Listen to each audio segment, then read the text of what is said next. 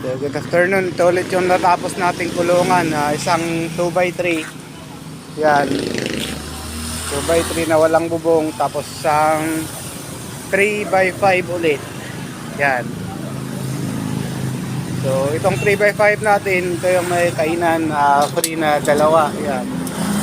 Medyo malalaki siyang stainless. Yan. So, 26 cm. Yan, dalawa. Pwede yung isa pang tubig, yung isa pagkain. Yan. Tapos double lock siya. Yan.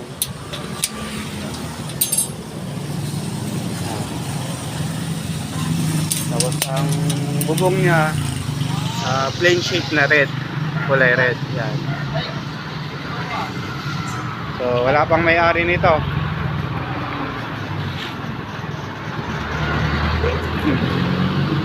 Ayan, red yung ano niya.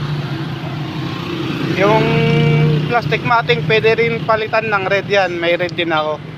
Kaya ako hindi pininturahan to ng ano, yung pintuan niya ng red para pwedeng dilaw, pwedeng ano, red.